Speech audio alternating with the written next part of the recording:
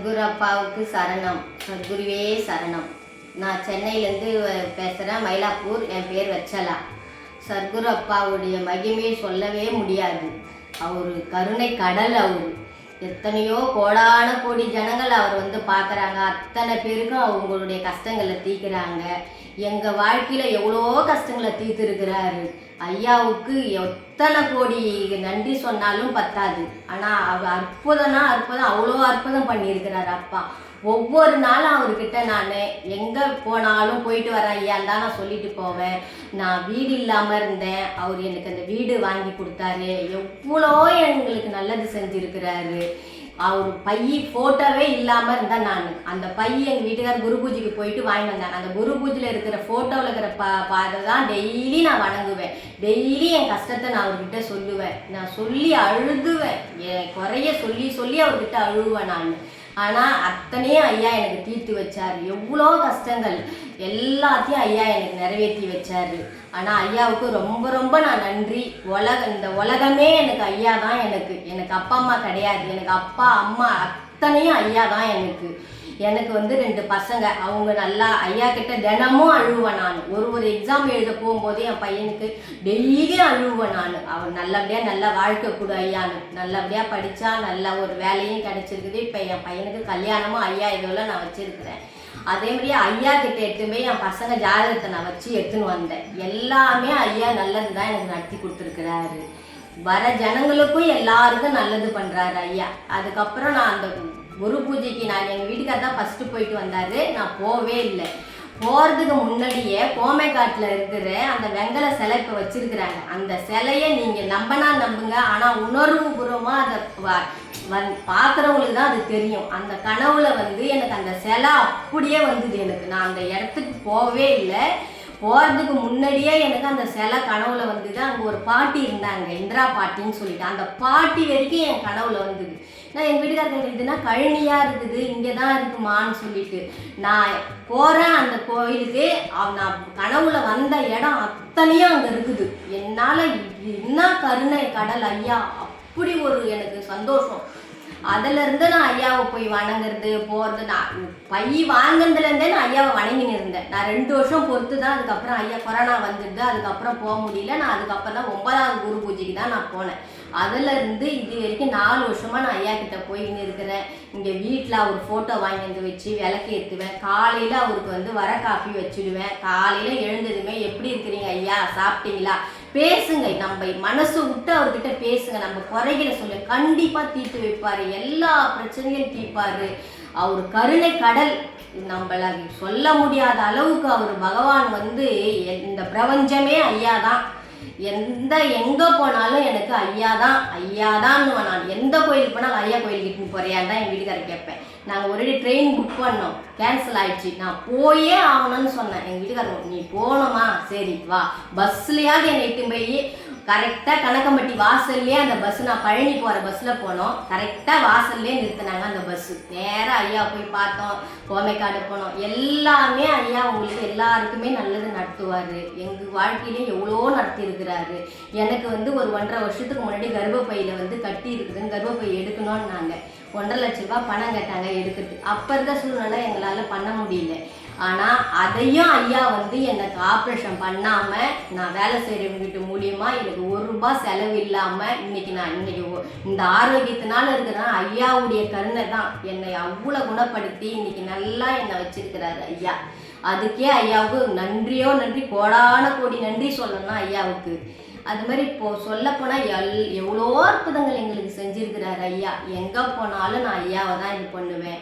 எந்த இடத்துக்கு போனாலும் ஐயா. ஆனால் நான் எங்கே போனாலும் அது ஏதோ ஒரு விதத்தில் ஐயா போட்டோ எதுலையா ஒன்று இருக்கும் எனக்கு. அதுவே எனக்கு ரொம்ப சந்தோஷம்தான் எனக்கு. அது மாதிரி என் பசங்களும் இன்றைக்கி நல்லா இருக்கிறாங்க. நாங்கள் ஐயாவை இது பண்ணது இன்றைக்கி எல்லாருமே நல்லா இருக்கிறோம். எங்களை பார்த்து நிறைய பேரும் இங்கே எங்கள் வீட்டாண்டருந்தும் போயிருக்கிறாங்க. அவங்களுக்கு வச்ச கோரிக்கையும் ஐயா நிறைவேற்றி கொடுத்துருக்குறாரு. அது மாதிரி எல்லாருக்கும் அவங்கவுங்களுக்கு எத்தனை வரவங்களுக்கு அத்தனை பேருக்கு ஐயா நல்லது செய்கிறாரு. எல்லாரும் போங்க, ஐயாவை வணங்குங்க, எல்லாருக்கும் நல்லது செய்வார். இப்போ நான் 12வது குரு பூஜை கூட போனேன். போயிட்டு அங்கே போய் ஐயாவுக்கு காய்கறி வெட்டி கொடுக்குறதுலேருந்து பாத்திரம் தேய்க்கிறதுல காய்கறி வெட்டுற இடத்துல சாப்பாட்டுக்கு எல்லாரும் போனாங்க, என்னையும் கூப்பிட்டாங்க. அந்த ஐடி கார்டு போட்டவங்களுக்கு தான் போகணுன்னாங்க. ஆனால் நான் ஐடி கார்டு போடல, நான் ஐயாவுக்கு போய் சேவை செய்யறதுக்கு நான் அது செஞ்சுன்னு இருந்தேன். நான் சாப்பிட போவே இல்லை, நான் உட்காந்து காய்கறி நறுக்கியிருந்தேன். ஒரு ஐயா என்னை தேடி எடுத்துன்னு வந்து எனக்கு கொடுக்குறாரு. நீங்கள் அதுதான் ஐயாவுடைய கருணையே. அது இந்தாம்மா நீ சாப்பிட்டியாம்மான்னு கேட்குறாரு. இல்லை ஐயா இந்தாம்மா சாப்பிடுமான்னு சொல்லிட்டு அந்த பாக்கு மட்டை தட்டில எனக்கு இட்லி எல்லாம் எடுத்துன்னு வந்து கொடுக்குறாரு. அதை விட இன்னும் ஒரு மகிமை பாருங்க. அது மாதிரி போங்க, எல்லாரும் நல்லதே நடக்கும். ஐயா கிட்ட போய் அங்கே போனாலே ஒரு அமைதி தான் எனக்கு. அங்கே போனாலும் அவ்வளோ ஒரு சந்தோஷம், எனக்கு அளவில்லாத சந்தோஷம். நாங்கள் போனோன்னா எனக்கு அது மாதிரி ஒரு தாய் வீடு மாரி தான் எனக்கு அது. எல்லாம் போகிற இடம் ஐயாவுடைய கோயிலே. எல்லாரும் போங்க, நல்லா சந்தோஷமா ஐயாவுக்கு சேவை செய்யுங்க. நல்லபடியாக அங்கே நடத்துகிறவங்களும் எல்லாமே நல்லது இது பண்ணுறாங்க. அங்கே வாங்கி வர சந்தன விபூதி தான் நான் சாப்பிட்டு வந்தேன். இன்னைக்கு நான் அது இன்னொன்று விஷயம், எனக்கு கனவுல நான் அதே கோமைக்காடில் தான் எனக்கு வந்தது. தொட்டி ஃபுல்லாக பாத்திரம் இருந்தது. நானும் எங்கள் வீட்டுக்காரும் போயிருக்கிறோம். இது சரி நம்ம சாமி கும்பிட்டு இந்த பாத்திரம்லாம் தேய்ச்சி வைக்கலான்னு நான் சொல்கிறேன்.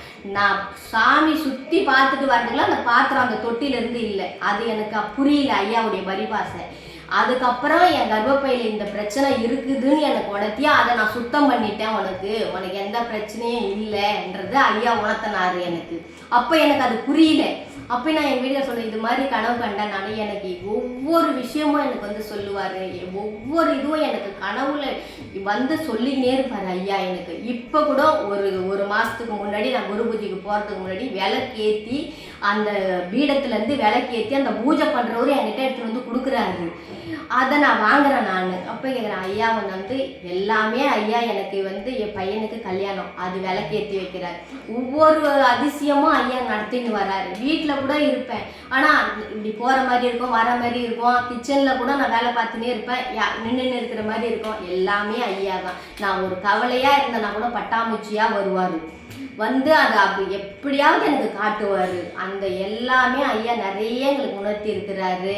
அதுமாரி எல்லாருக்கும் நல்லதே நடக்கணும். நான் குரு பூஜைக்கு 9வது குரு பூஜைக்கு தான் நான் போனேன். அப்போ போகும்போது எனக்கு அந்த மண்ணை மெரிச்சாலே எனக்கு அவ்வளோ ஒரு ஆனந்தமாக இருந்தது. எப்படா போகணும், எப்போ போய் ஐயாவை பார்ப்போன்றதுல அவ்வளோ ஒரு சந்தோஷத்தில் நான் போனேன் நான். அப்போ போகும்போது கூட இந்த கலச மீடியாவில் இருந்து அந்த சரவணஞ்சின்றவர் அங்கே அந்த படம் எடுத்து இருந்தாங்க. படம் எடுத்துட்டு அவங்க மேடையெல்லாம் இது பண்ணாங்க. அன்னைக்கெல்லாம் நான் பேச முடியாது. ஆனால் கலச மீடியான்றது தான் ஒரு ஐயாவை அறிமுகப்படுத்தி வச்சதே அது. இன்னைக்கு உலகம் முழுக்க எத்தனையோ சேனல்கள் வரலாம், ஆனால் கலச மீடியா தான் ஐயாவுடைய வாழ்க்கையிலேருந்து அவர் ஒவ்வொரு அசைவிலேருந்தும் ஐயாவை போட்டதே கலச மீடியா தான். என்ன கலச மீடியாவை மூலியமாக தான் நான் ஒவ்வொரு பூஜையும் ஐயாவை இதை பார்ப்பேன், எல்லாமே இது பண்ணுவேன். ஐயாவுடைய தரிசனம் அத்தனையும் எனக்கு கிடைச்சிது. நான் அந்த 9வது குரு பூஜைக்கு போனோம், எல்லாமே பார்த்தோம். அவ்வளோ ஒரு எனக்கு சந்தோஷம். அப்போ அதுலேருந்து நான் ஒவ்வொரு குரு பூஜைக்கும் வருஷத்தில் 2 டைம் நாங்கள் போயிடுவோம். ஒவ்வொரு குரு பூஜைக்கும் போவோம். அதுக்கப்புறம் பசங்களை கூட்டின்னு போனோம், அவங்களும் வர ஆரம்பித்தாங்க. 2 குரு பூஜைக்கும் அவங்க பசங்களும் வருவாங்க, எல்லாரும் போக ஆரம்பித்தோம். இப்போ அதுக்கு என்னால் போகல, எங்கள் வீட்டுக்காரரை அனுப்பிடுவேன் நான். அவங்களும் இப்போ ஒரு குரு பூஜைக்கு முன்னாடி 2 மாதத்துக்கு போயிட்டு வந்தாங்க. அது நாங்கள் சொல்லி இப்போ எங்கள் வீட்டில் கீழே இருக்கிறவங்களாம் அவங்க போனாங்க. அவங்க தீர்த்தம் எடுத்துன்னு அவங்க பேரனுக்கெல்லாம் கொடுத்துருக்குறாங்க. விபூதி நான் வாங்கி வந்தால் எல்லாருக்கும் சந்தன விபூதி கொடுப்பேன். குழந்தை இல்லாத இருக்கிறவங்களுக்கெல்லாம் நான் எத்தனையோ பேருக்கு கொடுத்துருக்குறேன் நான். அதுமாரி எல்லாமே நான் ஐயாவுடைய ஐயா தான். இந்த இது பிரபஞ்சமே ஐயா தான். எனக்கு எல்லாமே ஐயா தான்ன்றது தான் நான் இருக்கிறேன். நான் இன்னைக்கு வாழற வாழ்க்கையும் ஐயா போட்டது தான். இந்த உயிரோடு இருக்கிறதும் ஐயா போட்டது தான் எனக்கு. மற்றவங்க எல்லாருமே நிறைய பேர் போகிறாங்க. எங்கே போனாலும் நான் சொல்லுவேன், இது மாதிரி கனகம்பட்டிக்கு போங்க, ஐயா கிட்ட போங்க, எல்லாமே ஐயா தீர்த்து வைப்பாரு. கணக்கிலே இல்லை. எத்தனையோ கோடான கோடி வெளிநாடுலேருந்து எத்தனையோ பேருக்கு செய்கிறாங்க ஐயாவுடைய அற்புதங்கள். அது மாதிரி நாங்கள் சொல்லியே எவ்வளோ பேர் போய் அவங்களுக்கும் நல்லது நடக்குது. ஒரு கடை வியாபாரம் நடக்காதவங்கெல்லாம் நான் ஐயா கிட்ட போயிட்டு வந்ததுனால தான் எனக்கு இவ்வளோ வியாபாரம் நடக்குது. அதனால ஐயாவுக்கு நான் நன்றி சொல்ல போகிறேன். போயிட்டு நன்றி சொல்லிட்டு வராங்க. அவங்களால முடிஞ்ச ஏதோ அரிசி வாங்கி கொடுக்குறதோ, அவங்க தொண்டு செய்யறதோ எல்லாம் செஞ்சுன்னு வராங்க ஐயாவுக்கு. எல்லாரும் போங்க, ஐயாவுடைய தரிசனத்தை பாருங்க. என்னென்ன கோரிக்கை வைக்கிறீங்களோ எல்லாமே எங்களுக்கு எவ்வளோ அற்புதங்கள் பண்ணியிருக்கிறேன். அது மாதிரி நீங்களும் போங்க, ஐயாவை நம்புங்க, ஐயாவை சரணாகதி அடைஞ்சிடுங்க. ஐயா நீ தான் எல்லாமே எனக்குன்னு ஐயா கிட்ட சரணாகதி. அவரால் தீர்க்க முடியாத இது எதுவுமே இல்லை. ஐயாவுடைய கருணையே கருணை. அவரு கருணை கடல். அவரு அள்ளி கொடுப்பாரு உங்களுக்கு. அவரை சரணாகதி அடைஞ்சிட்டனா அவர் நீ என்ன மனசுல நினைக்கிறியோ அவர் எல்லாமே தெரியும். அதனால அவர்கிட்ட போங்க. எங்களை மாரி எல்லாரும் பக்தர்களுக்கும் நல்லது செய்வாரு, நல்லதே நடக்கும். நீங்க இப்போ வீட்டில் என்ன பிரச்சனையோ அவர்கிட்ட சொல்லுங்க. நீங்க வீட்டில் போட்டோ இருந்தா கூட அவர்கிட்ட பேசுங்க. டெய்லியும் அவர் பேசுவாரு. நீ இன்னும் இது பண்ணாலும் அவர் பேசுவார். நான் டெய்லியும் ஐயா கிட்ட பேசுவேன். எழுந்ததும் ஐயாவுக்கு நான் டீ வச்சுட்டு அவர்கிட்ட பேசி அது எங்க போனாலும் நான் ஐயா கிட்ட சொல்லிட்டு தான் நான் போவேன். நான் போயிட்டு வரேன் ஐயா, இந்த இடம் போறேன்.